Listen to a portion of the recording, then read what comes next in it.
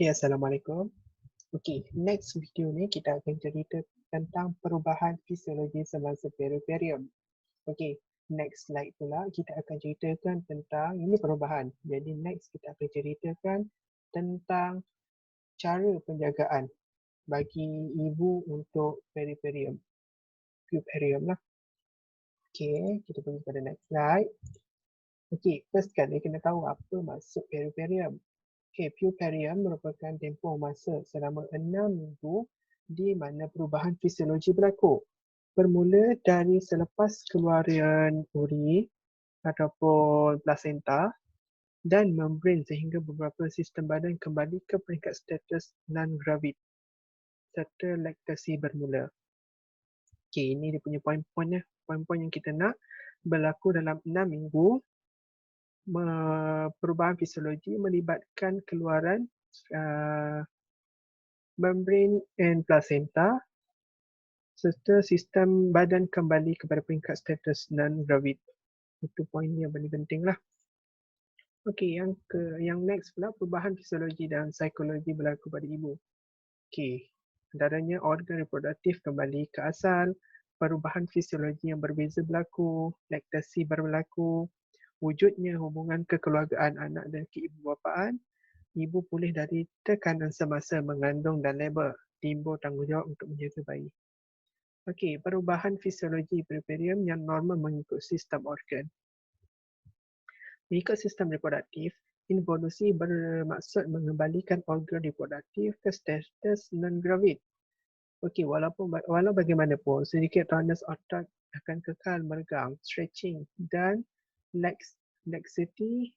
Uterus akan mengecut atau atrofi melalui dua faktor iaitu ischemia myometrium ataupun autolysis atau proses self-digested.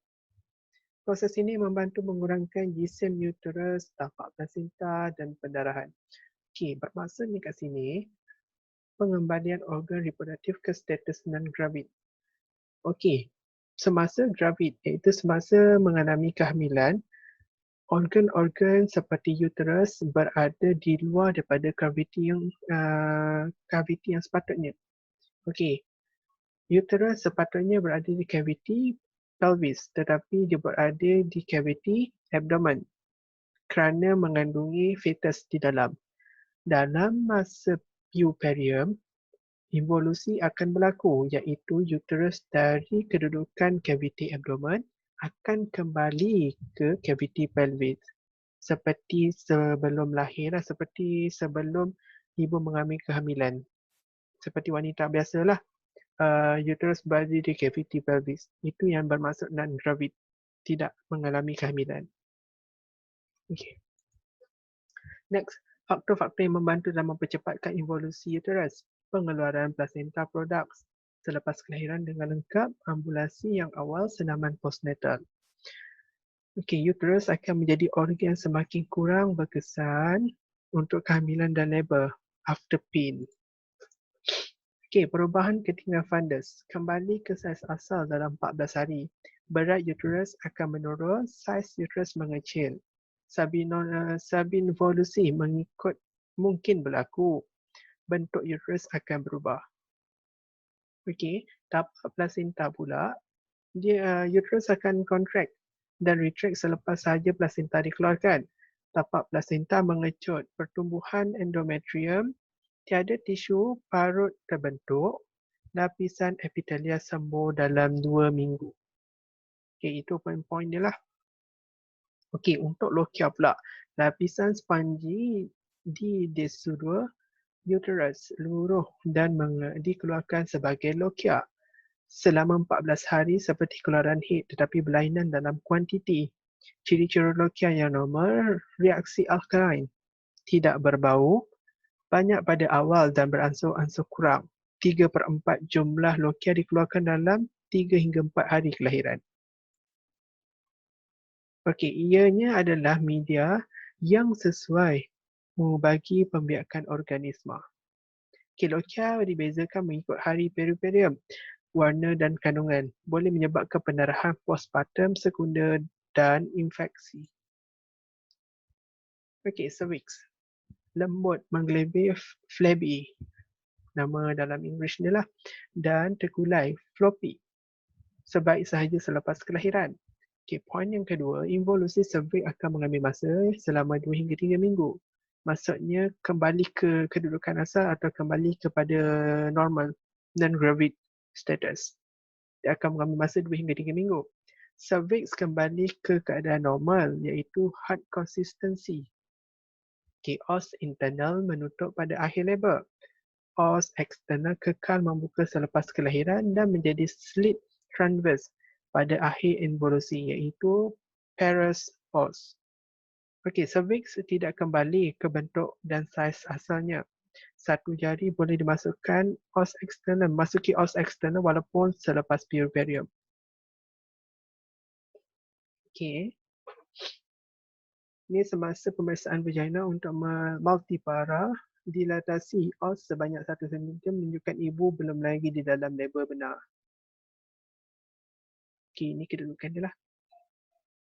Yang kita akan lakukan pada kita nak tahu dilasi os dia. Okey, dalam dari segi vagina, vulva and perineum, okey, pada bahagian vagina, dinding vagina telah diregangkan dengan luas semasa kelahiran, menyebabkan bengkak, merah, kebiruan dan lax. Selepas kelahiran, saiz akan kembali mengecil dengan pembinaan vagina rock dalam minggu ketiga puerperium.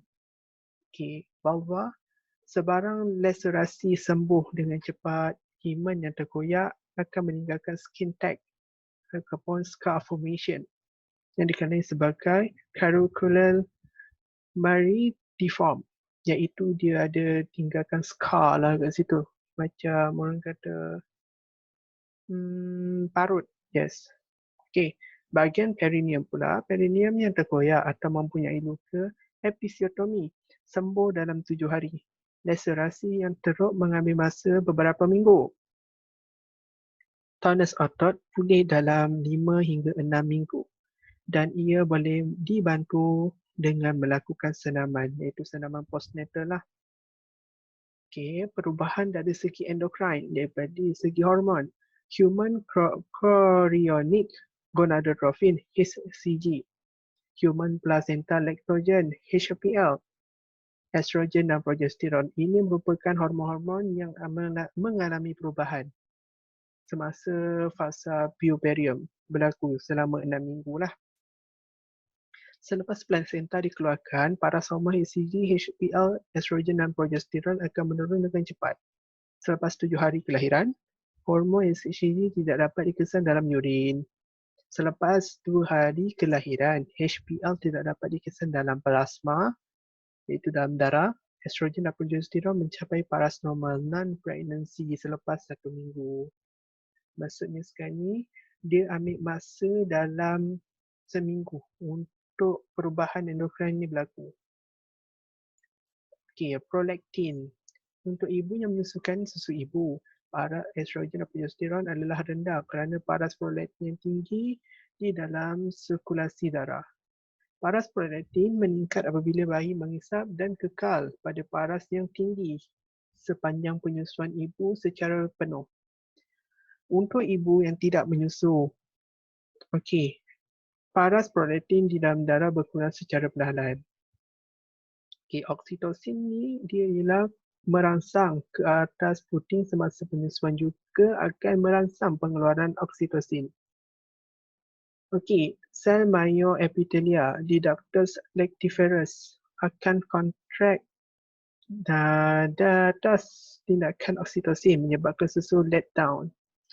Oksitosin di sirkulasi darah ini juga akan menyebabkan kontraksi di uterus dan membantu dalam involusi uterus. Okey, sekarang ni perubahan dia ada penambahan hormon. Sepatutnya ada 2 hormon yang penting dalam badan, estrogen dan progesteron. Tetapi dua-dua hormon ni kurang apabila timbulnya prolaktin dan oksitosin. Prolaktin dia membantu dalam penghasilan susu. Oksitosin membantu dalam pengeluaran susu. Okey, pengaliran susu keluar dari bahagian areola. Okey, itu 2 paling penting. Bila ibu menyusukan anak, jadi prolaktin ni akan tinggi untuk membuat susu dan oksitosin ni akan banyak menghasilkan untuk mengalirkan susu keluar ke areola hingga ke mulut lah untuk bayi menyusu. Ni dua ni akan tinggi semasa penyusuan secara eksklusif.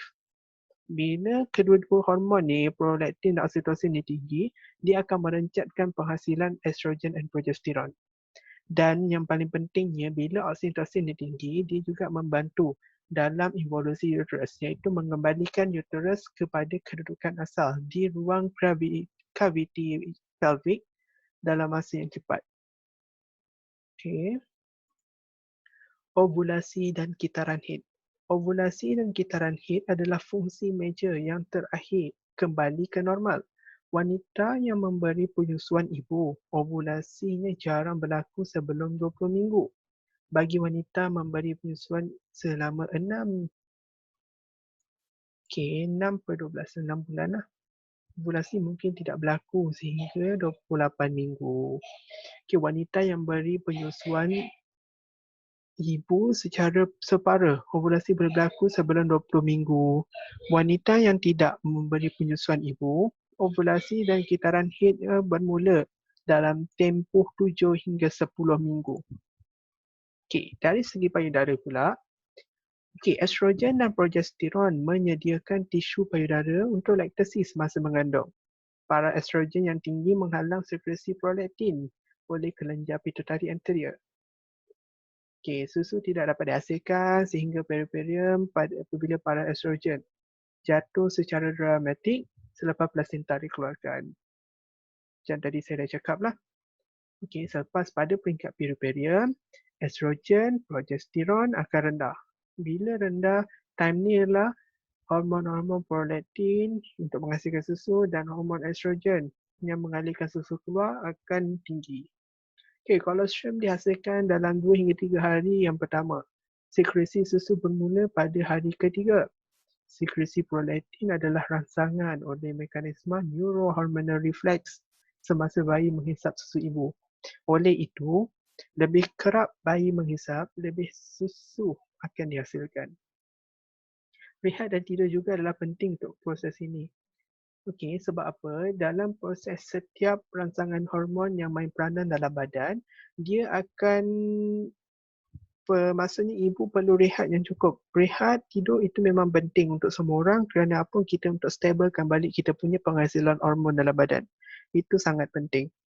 Yang seterusnya, laktasi mengurangkan insiden kehamilan tetapi ia tidak boleh dianggap sebagai satu cara merancang keluarga. Kenapa dikata laktasi mengurangkan insiden kehamilan? Kerana apa? Dia dapat merancangkan hormon progesteron dan estrogen. Bila ada berlaku persenyawa kat situ, bila ibu melakukan, ibu sering menyusukan anak, kat situ hormon prolaktin dan oksitosin tinggi. Jadi, sekarang ni main function apabila selepas persenyawaan berlaku, paling penting ialah hormon estrogen progesteron untuk berlakunya persenyawaan. Sebab itulah dia boleh mengurangkan insiden kehamilan. Sebab apa? Dalam proses persenyawaan paling penting ada 2 hormon, progesteron, estrogen. Tapi kalau semasa laktasi, hormon kedua-dua ni kan mana ada? Sebab dia dah rendah, direncatkan oleh hormon oksitosin dan prolaktin. Sebab itu boleh mengelakkan, mengurangkan insiden kehamilan. Tetapi dia tak boleh dijadikan sebagai satu perancang keluarga. Dia agak tak sesuai lah. Dia tak 100%, dia tak 100% dan dia tak ada 50%. Dia kadang-kadang dalam 40 atau 30% saja yang menjadi. Integumentary. Kulit abdomen telah direkang semasa mengandung menjadi longgar dan mengelebih, flabby, untuk beberapa minggu atau bulan. Kesar regangan stria gravidarum beransur pudar dan menjadi jalur perak keputihan. Silvery white streak. Ianya tidak hilang. Klosma di muka kulit akan hilang secara beransur-ansur. Dalam sistem kardiovaskular, sistem pengaliran darah, dia akan memenuhi jantung, darah dan tanda vital akan kembali normal lah. Leher, bladder, urinary lah dari segi urinary, leher, bladder dan urethra mungkin edema dan hyperperemia. Akibat trauma semasa kelahiran menyebabkan kesukaran membuang air kecil.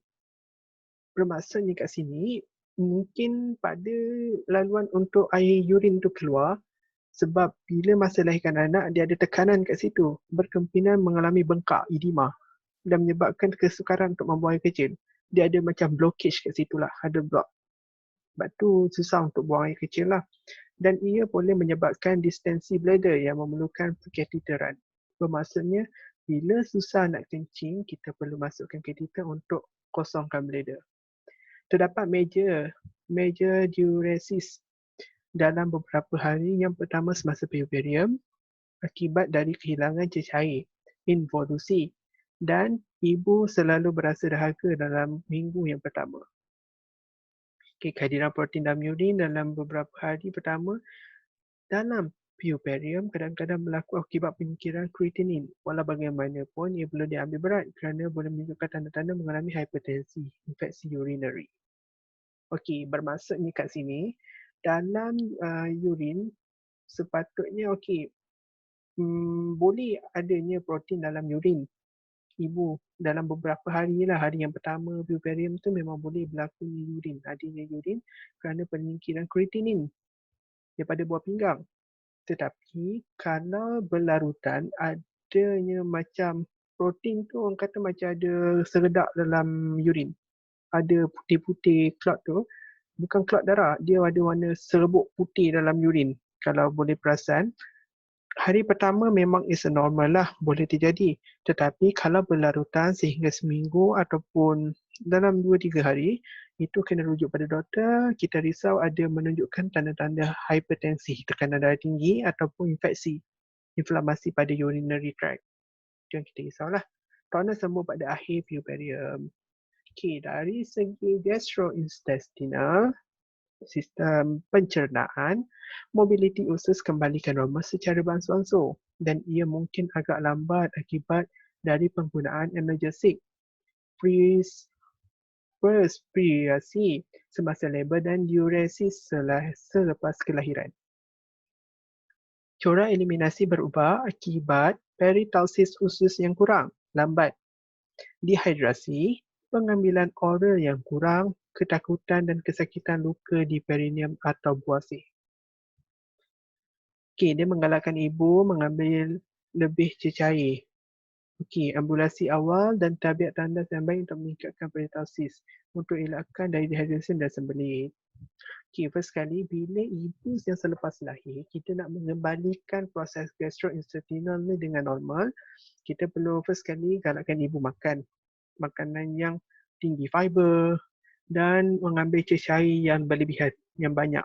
Kenapa? First sekali dia membantu untuk menembukkan najis. Sebab apa? Pada proses kelahiran ketiga labor, proses peringkat ketiga labor akan berlaku pengembangan ataupun kebengkakan pada rektum, pada saluran keluarnya najis. Jadi bila ada berlaku kebengkakan kat situ, jadi untuk najis tu keluar memang akan sakit. Sebab itulah kita galakkan ibu untuk ambil cecair berlebihan. Kenapa kita nak lembutkan najis tu? Supaya first kali mudah untuk keluar yang pertama, yang kedua tak sakit, yang ketiga menggalakkan pergerakan usus peritausis dengan mudah tanpa ada sebarang blockage ataupun block.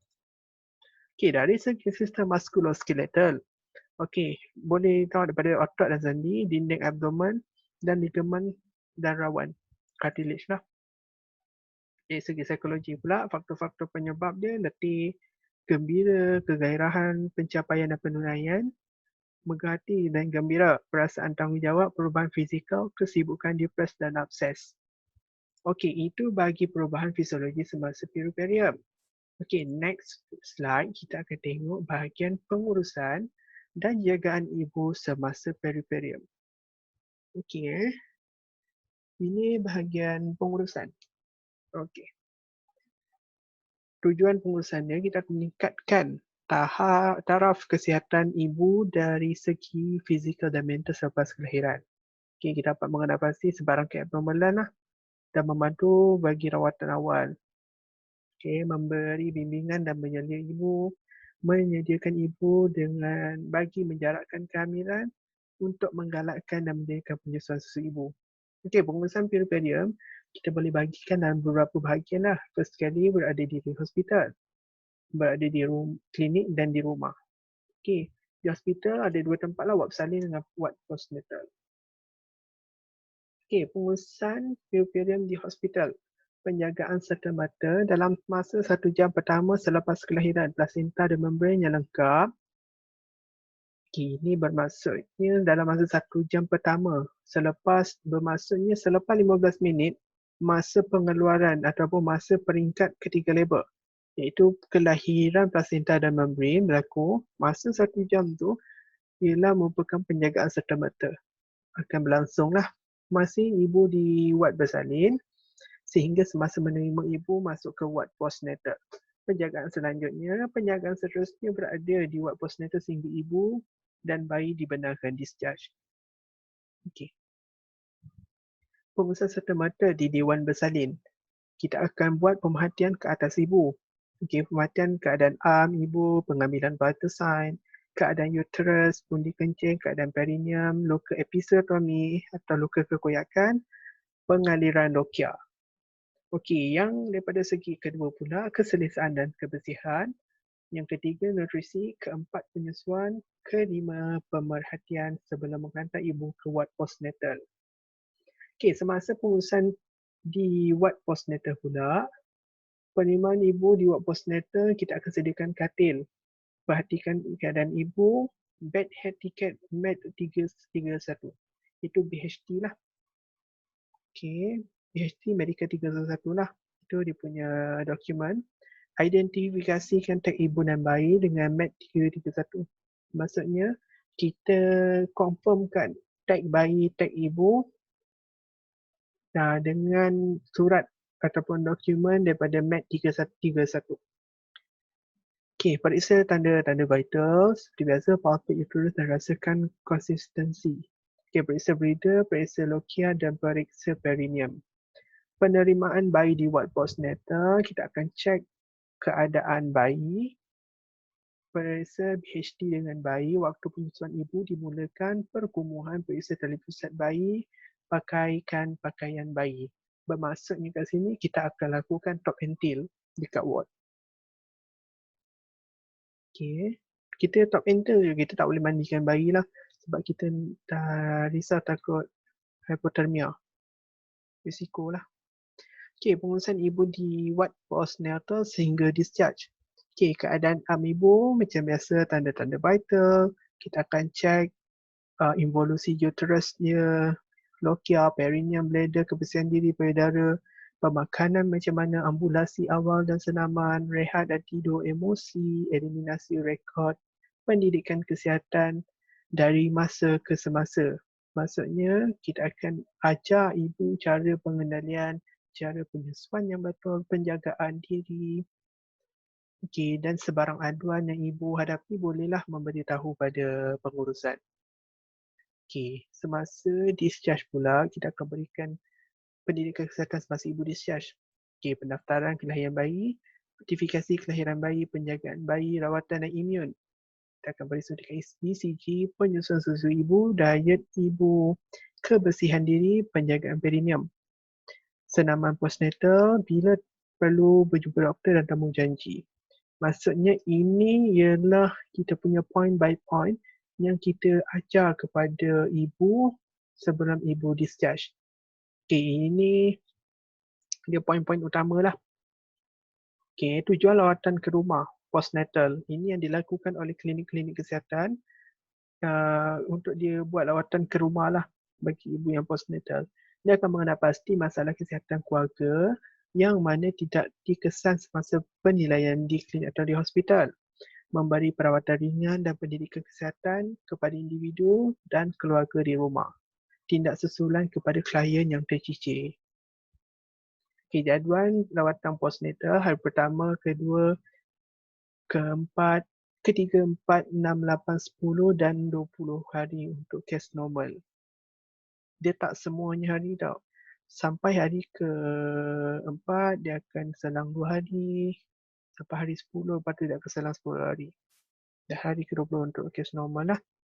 Cara pengendalian kes-kes berisiko postnatal, ibu diberikan pemeriksaan postnatal mengikut senario semak yang telah ditetapkan. Walau bagaimanapun, terdapat kod ditentukan untuk merujuk ibu sama ada ke hospital segera atau pegawai perubatan klinik atau hospital. Ni kalau macam yang kes-kes berisiko lah. Ibu lahirkan anak dia mungkin dalam preterm ataupun lahirkan anak dia semasa PIH, ada kes PIH, GDM, itu memang kita akan ada SOP dan KPI cara pengendalian kes-kes berisiko. Okey, komplikasi periperium dia merupakan boleh berlakunya PPH, postpartum hemorrhage, pendarahan yang berlebihan selepas kelahiran. Infeksi luka episiotomi jika tak jaga kebersihan dengan betul. Infeksi trakt genital, puerperal pyrexia, puerperal sepsis. Ini semua masalah-masalah kebersihan lah. Mastitis atau abses payudara, puerperal psychosis, deep vein thrombosis, DVT. Okey, itu saja berkenaan dengan perubahan pengurusan dan jagaan ibu semasa puerperium. Okey, jadi next slide kita akan terangkan berkenaan dengan pemeriksaan klinik dan penjagaan bayi newborn. Okey, ada lagi 2 topik next lah. Itu yang topik akhir bagi topik ataupun tajuk obstetrik sebelum kita masuk ke tajuk gynecology. Okey, itu saja Trian. Terima kasih. Assalamualaikum.